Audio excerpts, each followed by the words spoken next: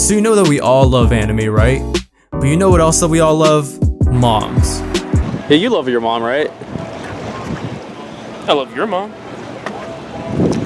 See, even he agrees with me. Wait, what did he mean by that? Since today is Mother's Day, and since we all love anime, I figured that today we should talk about a movie that's all about a mom's struggle to raise her kids, Wolf Children. Gather around everybody, sit down, it's time to talk about that anime ting once again. Wolf Children starts out introducing us to Hana and the man at her college who she begins to fall in love with. Now, this guy is a pro at getting the girl to chase though, check this out.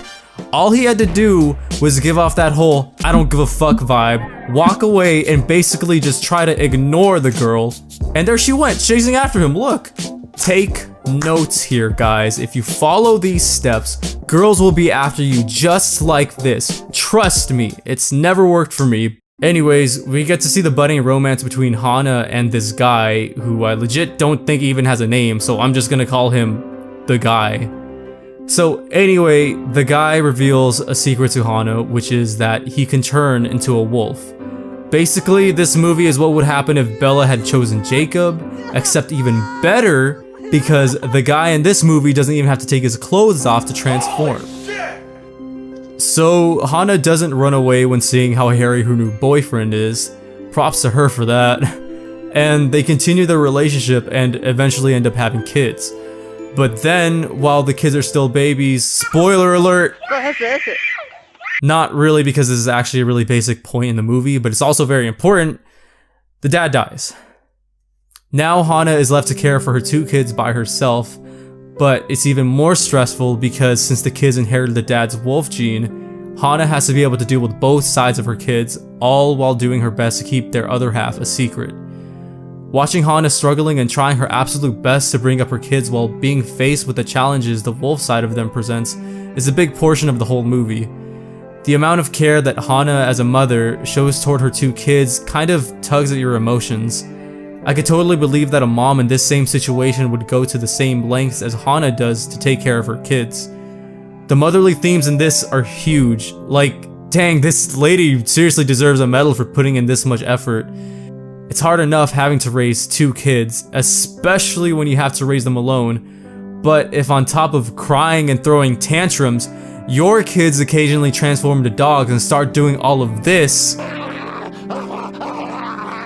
shit, I don't even know what else to say. Like, that's impressive if you're able to put up with that. As for the two kids, I really liked both of them and the way they develop as the movie goes on. While they're both similar in that they're half wolf, their personalities are pretty different.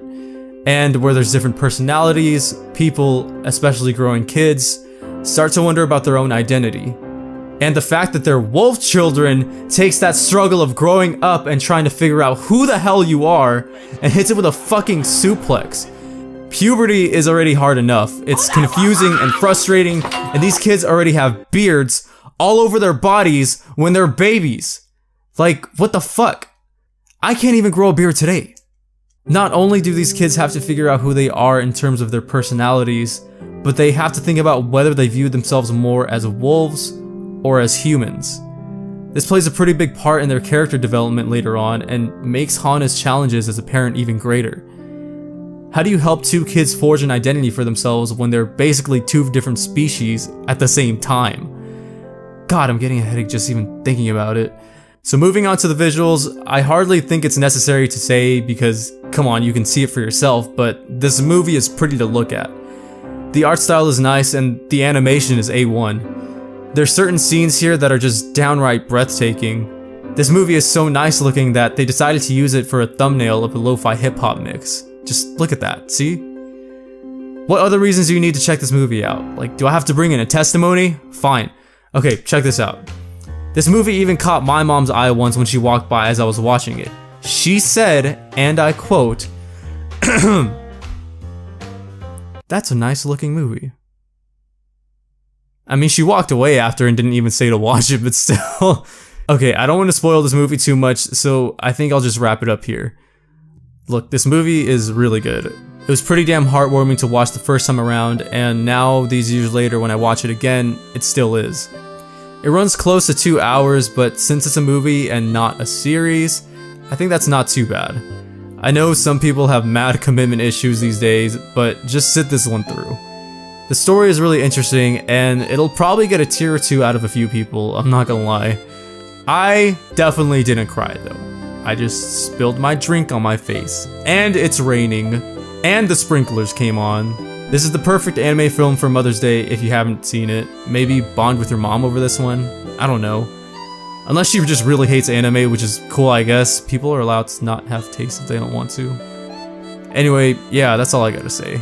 Just watch Wolf Children already. Happy Mother's Day.